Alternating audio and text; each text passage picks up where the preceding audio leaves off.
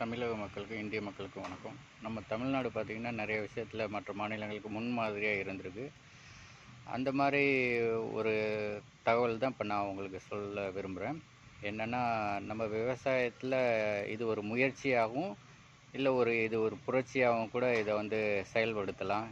அது என்னென்னா, இப்போ நான் காட்டுறது பார்த்திங்கன்னா ஏஓடிடி பம்ப், அதாவது ஏர் மூலியமாக ஆப்ரேட் பண்ணுற பம்ப்பு.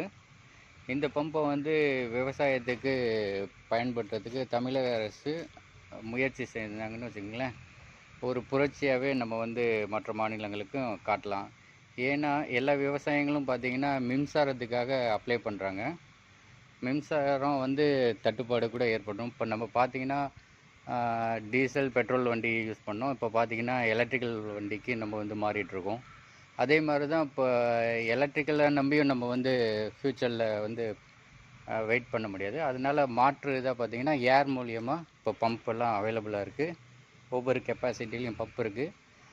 இந்த மாதிரி ஏர் மூலியமாக ஆப்ரேட் பண்ணுற பம்பு விவசாயிகளுக்கு ஒரு செயல்முறை திட்டமாக சிறு குறு விவசாயிகளுக்கு கவர்மெண்ட்டு மானியமாக கொடுத்தாங்கன்னா, இந்த பம்பு மூலியமாக ஆப்ரேட் பண்ணி விவசாயத்தை நம்ம புதிய முயற்சி மூலமாக புரட்சியாக டெவலப் பண்ணலாம்.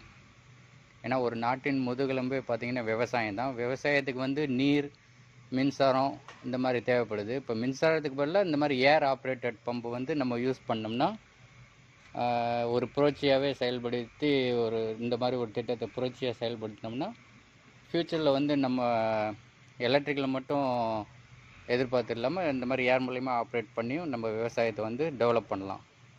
நன்றி, வணக்கம். இப்போ பார்த்தீங்கன்னா கம்ப்ரஸர்லேருந்து வர ஏரை இந்த மாதிரி வெசல்ஸில் ஸ்டோர் பண்ணிவிட்டு பைப்லைன் மூலியமாக இதுலேருந்து அவுட்லெட் பைப்லைன் எடுத்து பம்பில் கனெக்ட் பண்ணி விவசாயத்துக்கு நம்ம யூஸ் பண்ணலாம். இதுக்கு சின்ன எக்ஸாம்பிள் சொல்லணுன்னா, இப்போ சிட்டியில் பார்த்தீங்கன்னா சிட்டி கேஸ் டிஸ்ட்ரிபியூஷன் பைப்லைன் பண்ணுறாங்க. இதே மாதிரி நம்ம விவசாயத்துலேயும் பண்ணலாம். ஃப்யூச்சரில் பார்த்தீங்கன்னா எல்பிஜி சிலிண்டரே இருக்காது. ஒவ்வொரு வீட்டுக்கும் பார்த்தீங்கன்னா பைப்லைன் மூலியமாக கனெக்ஷன் கொடுத்துட்டு எல்பிஜி மீட்ரு வச்சு யூஸ் பண்ணுறாங்க. இதே மாதிரி விவசாயத்துலேயும் புரட்சி பண்ணி இந்த மாதிரி வெசல்ஸு, ஏர் கம்ப்ரஸரு யூஸ் பண்ணி பைப்லைன் போட்டு ஒவ்வொரு விவசாயத்துக்கும் மின்சாரம் இல்லாமல் ஏர் ஆப்ரேட்டட் பம்பு யூஸ் பண்ணி விவசாயம் பண்ணோம்னா ஃப்யூச்சரில் நல்லா இருக்கும். அதாவது மின்சாரத்தையும் சேமிக்கலாம், ஃப்யூச்சராகவும் நம்ம டெவலப் பண்ணி விவசாயத்தை டெவலப் பண்ணலாம். இப்போ கனெக்ஷன் எப்படி கொடுக்குறாங்க, பைப்லைன் கனெக்ஷன் கொடுக்குறதையும் காட்டுறேன், எப்படி பம்பில் கொடுத்துருக்காங்க அப்படின்ட்டு. இப்போ பார்த்தீங்கன்னா இந்த ஏர் ஆப்ரேட் பம்பு பார்த்தீங்கன்னா இந்த மாதிரி இது ஏர் ரெகுலேட்டரு, இது வால்வு. இப்போ இந்த மாதிரி கனெக்ட் பண்ணிவிட்டு நம்ம பம்பு யூஸ் பண்ணலாம் ஏர் மூலியமாக ஆப்ரேட் பண்ணி.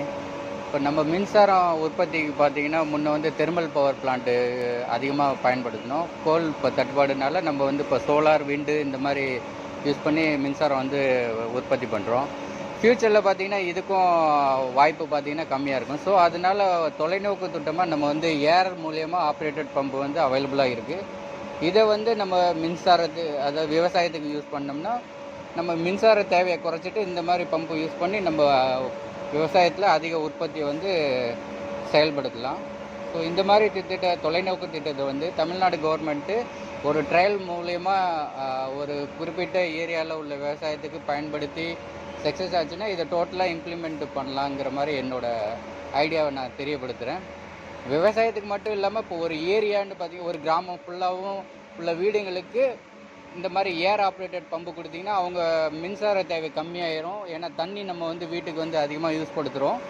அந்த தண்ணிக்கு மின்சார பம்பு தான் யூஸ் பண்ணுறோம். அதுக்கு பதிலாக இந்த ஏர் ஆப்ரேட்டட் பம்பு யூஸ் பண்ணாலும் மின்சார தேவை பார்த்திங்கன்னா ஃப்யூச்சரில் நம்ம கம்மி பண்ணி, அதாவது மின்சாரத்தினால ஏற்படுற ஆக்சிடெண்ட்டையும் கம்மி பண்ணலாம்.